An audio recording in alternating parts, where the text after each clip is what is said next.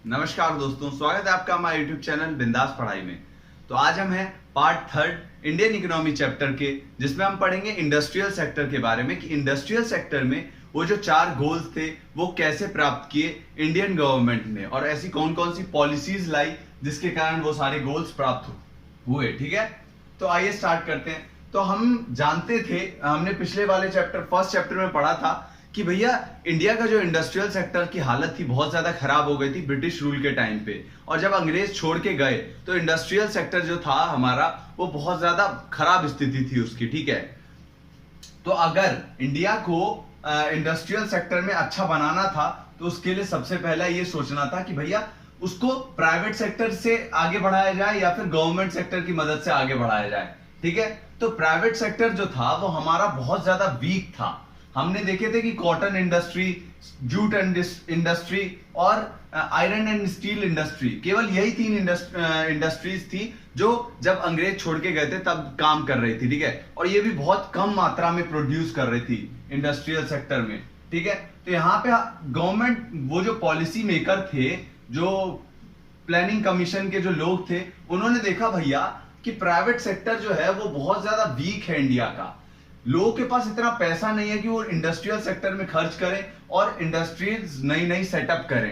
तो यहाँ पे गवर्नमेंट ने देखा कि अगर प्राइवेट सेक्टर के हाथ में दिया तो यहाँ पे काम खत्म हो जाएगा। तो ये गवर्नमेंट ने बोला कि हम खुद ही अपने हाथ में लेना पड़ेगा ये काम कि भैया इंडस्ट्रीज सेक्टर को कैसे बढ़ाना है। तो गवर्नमेंट ने क्या किया, खुद अपने हाथ में ले लिया ये काम, इंडस्ट्रियल सेक्टर को कमांड करने का।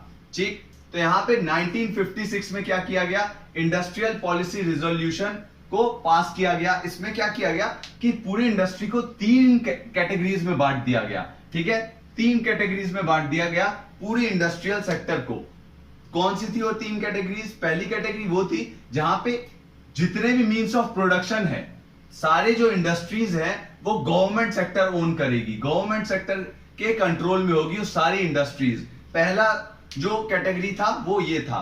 दूसरा कैटेगरी था जहां पे प्राइवेट सेक्टर रहेगी तो उनका रोल तो रहेगा, लेकिन केवल और केवल किसका रोल रहेगा?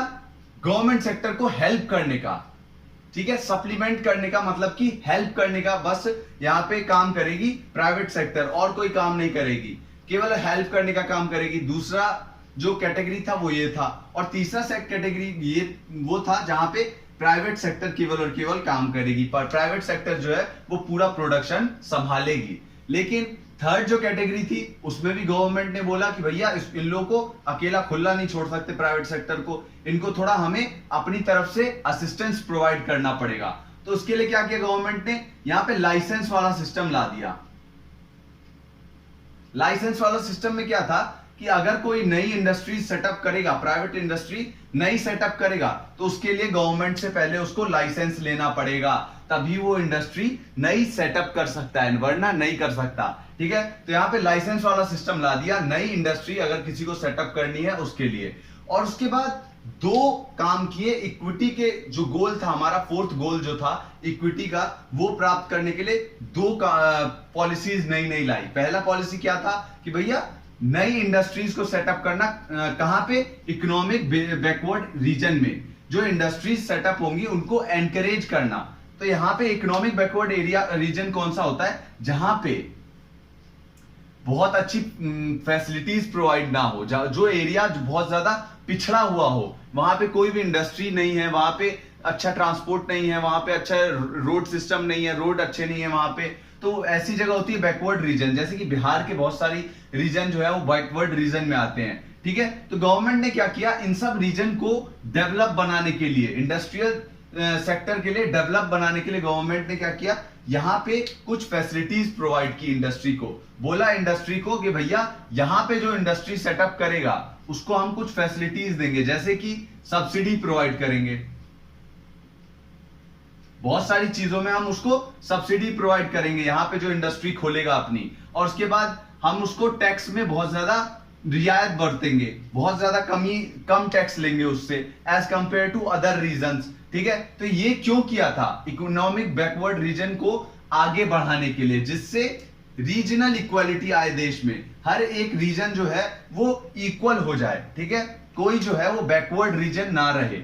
इसके लिए इक्विटी के लिए पहला हमने देख लिया, ये काम किया कि भैया इकोनॉमिक बैकवर्ड एरिया को आगे बढ़ाने के लिए टैक्स और सब्सिडी प्रोवाइड किया उन जगहों पे। उसके बाद दूसरा काम क्या किया कि भैया स्मॉल स्केल इंडस्ट्रीज जो थी, ठीक है, छोटी इंडस्ट्रीज, जैसे कि मान लीजिए जहां पे जो पूंजी है या फिर इन्वेस्टमेंट जो है जिन इंडस्ट्रीज में बहुत कम होता है, 5 लाख 2 लाख 4 लाख इतने का इन्वेस्टमेंट होता है, तो वो इंडस्ट्री कौन सी कहलाती है? Small scale industry. और बड़ी बड़ी इंडस्ट्रीज कौन सी होती है? जहां पे इन्वेस्टमेंट जो होता है वो बहुत ज्यादा मात्रा में किया जाता है, ठीक है।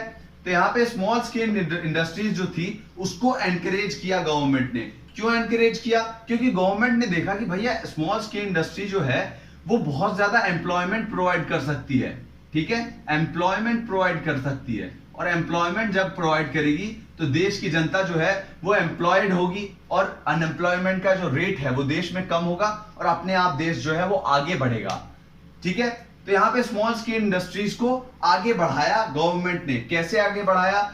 मान लीजिए किसी को अगर स्मॉल स्केल इंडस्ट्री खोलनी है तो गवर्नमेंट ने बोला भैया हम तुझे लोन देंगे, तू इंडस्ट्री बस खोल आराम से, ठीक है। तो यहाँ पे लो इंटरेस्ट पे लोन दिया गवर्नमेंट ने, जिससे लोग स्मॉल स्केल इंडस्ट्री को खोले। उसके बाद दूसरा काम क्या किया?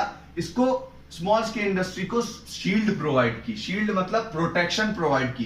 किनसे? बड़ी बड़ी इंडस्ट्रीज से, लार्ज इंडस्ट्रीज, बिग, या फिर हम कह सकते हैं बिग इंडस्ट्रीज, ठीक है। मान लीजिए, अब मैं आपको एग्जांपल के लिए देता हूं कि कोई 10,000 यूनिट बना रहा है, मान लीजिए कपड़े के लिए, तो 10,000 कपड़े बना रहा है कोई, ठीक है, तो 10,000 शर्ट्स बना रहा है। और एक वहीं पे छोटी इंडस्ट्री है जो केवल और केवल 100 शर्ट्स बना रही है। तो आप बताइए किसका प्राइस ज्यादा कम होगा? जो 10,000 बना रहा है उसका प्राइस ज्यादा कम होगा या फिर 1,000 वाले का? साफ सीधी सी बात है कि भैया 10,000 वाले का जो प्राइस है वो कम होगा। तो यहाँ पे लोग किसको खरीदेंगे? 10,000 वाले को खरीदेंगे, क्योंकि सामान दोनों एक ही जैसा है। और यहाँ पे 100 वाले का जो प्राइस होगा वो कम होगा, क्योंकि वो छोटी क्वांटिटी में बना रहा है। तो स्मॉल स्केल इंडस्ट्रीज को शील्ड प्रोवाइड करना बहुत ज्यादा आवश्यक था।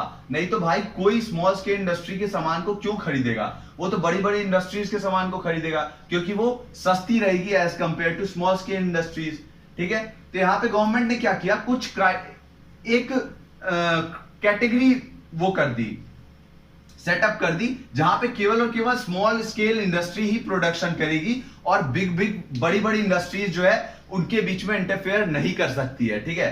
कुछ ऐसा एरिया सेटअप कर दिया कि भैया इन सारी चीजों का प्रोडक्शन केवल और केवल स्मॉल स्केल इंडस्ट्रीज करेंगी, बड़ी इंडस्ट्रीज को करने की इजाजत नहीं है। तो ऐसे गवर्नमेंट ने क्या किया? शील्ड प्रोवाइड किया स्मॉल स्केल इंडस्ट्रीज को, जिससे वो आगे बढ़ पाए और ज्यादा से ज्यादा एम्प्लॉयमेंट क्रिएट करे और ज्यादा से ज्यादा प्रोडक्शन करे कंट्री में, ठीक है। तो यहां पे हमने देखा कि इंडस्ट्रियल सेक्टर को आगे बढ़ाने के लिए गवर्नमेंट ने क्या क्या किया, ग्रोथ करने के लिए गवर्नमेंट ने कैसे अपने हाथ में सब कुछ ले लिया कि भैया गवर्नमेंट सेक्टर ने पूरा सब कुछ कंट्रोल जो था वो अपने हाथ में ले लिया, क्योंकि प्राइवेट सेक्टर हमारा बहुत ज्यादा वीक था। तो यहाँ पे इस वीडियो में केवल इतना ही। धन्यवाद आपका इस वीडियो को देखने के लिए। अगर आपको वीडियो पसंद आई हो तो प्लीज वीडियो को लाइक कीजिए, शेयर करिए एंड चैनल को सब्सक्राइब करिए। धन्यवाद।